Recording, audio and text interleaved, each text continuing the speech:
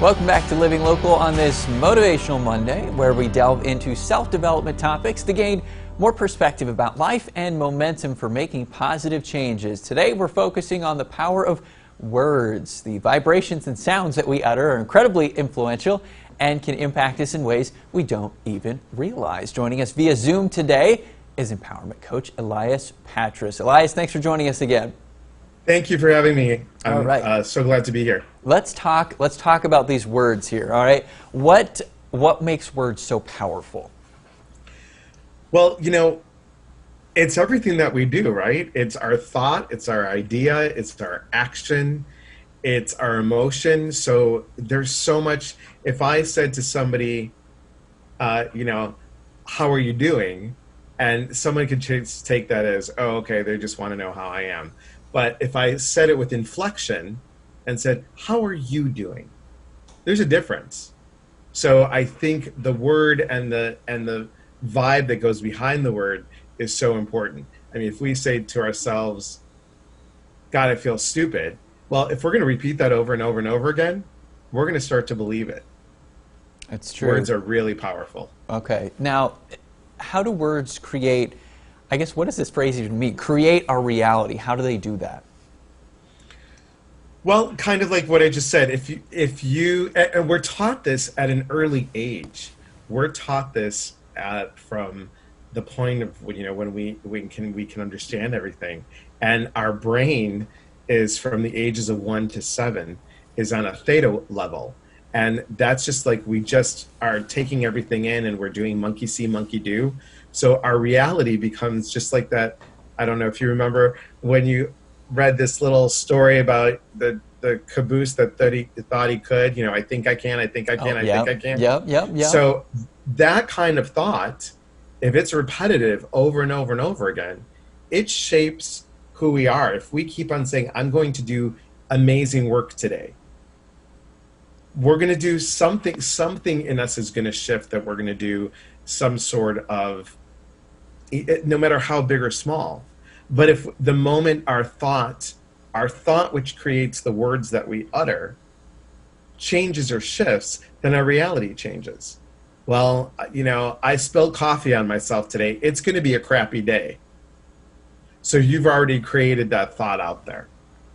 So everything that's going to come up now is going to be a crappy day.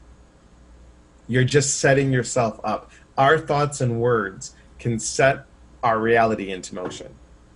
So it's almost like speaking something into existence then, I guess, like that. Okay, so obviously words impact people consciously. How can words impact you subconsciously?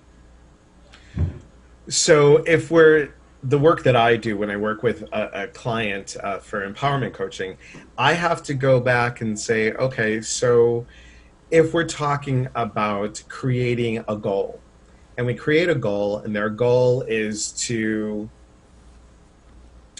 let's say, have more self-confidence. Now, if someone told them, I have a client, and I'll not share her name, but a client, when she was in kindergarten, she was taught that if she colored outside of her line, she wasn't perfect.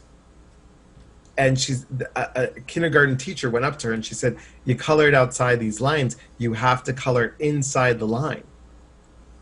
Good girls always color inside the line. So what is that telling the kid?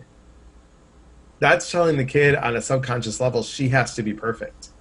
And this is a client that has told me that if it's not perfect, then it's not right. And if it's not right, then she doesn't feel good about herself. And if she doesn't feel good about herself, then she's just going to avoid things. Wow. So one thing that we have to, and this is, I'm not a therapist, I'm not a psychotherapist, but we go back and we identify that piece that the client can make that aha moment that's already in that subconscious, that things aren't perfect. And if she's not perfect, then things are not going to work out the way that they should. And there goes the self-confidence. And there goes also the self-love.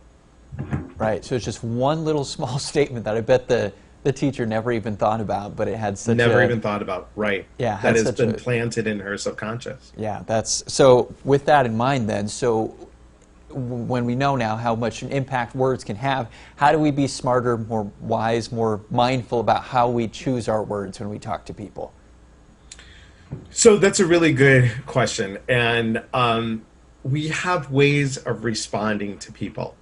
So if I was a people pleaser, which I have been, if I was a people pleaser, then I would make sure that I would respond to make you feel better instead of me, and instead of working together. So we have a responsive way of reacting to somebody else and a reactive way. So a responsive way is, so what can we get out of this together? How can we work together? Instead of what do you need? How do I make it better for you? So there are many different ways of talking to somebody else in different forms. There's a Dr. Kiefer, I believe, has something called an empowerment wheel, and I use that in when working with clients. We have a place of talking from a victim, a place of talking from denial, from a rescuer, from somebody who's an offender, and someone who's in entitlement. Those are all reactive ways of speaking.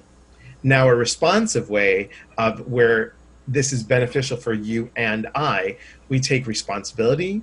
So there's this responsible way of talking, a reality way of talking, a collaboration, options, humility. There's different ways. So how we talk to somebody else, if we stop and think of how is this going to benefit them, how is it going to benefit me? How do we work together when we speak? If someone asks me a question and I can say, that doesn't really look good on you, is different than saying, if you were asking for my opinion and you want me to be truthful, I would say that this is probably not as flattering as something else would be for you, or whatever you want to say. There's different ways that our words can form, but we also have to understand that what we say is about us. How somebody else takes it is about them.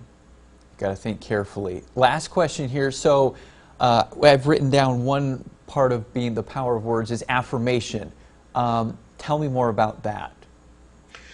So affirmations, I do every morning on my Facebook Live. I do global meditations, and a lot of them I do use some affirmations. And affirmation is affirming what you want to be, what you want to come into fruition, and also who you are. Because underneath all the gook, as I like to call it, all the yuck that I call it, we have these powerful words. Something like as simple as, I am open, I am free, I am kind. The I am words, we've talked about this on here before, the I am words are so important in an affirmation. The I is about the intention, the A is about the action, and the M is about the manifestation. I am open. My intention is to be open. My actions are going to show that I'm open, and I'm manifesting more openness in my life. So we use those in affirming. People have sayings all over the place. They have cute little plaques, or they'll put something in their office. I don't have anything in my office yet, but I used to say the only journey is the journey within. And that is my affirmation of going within constantly to work on self. So then I am able to help others work on themselves. Helping others work on themselves, and in particular today, helping others work on their words. Elias, thank you so much for joining us today to talk about this important topic. Thank you so much. All right. If you would like more information, you can find Elias Patras on Facebook. There it is right there. We'll also have those details posted on our website as well. That's at ourquadstudies.com.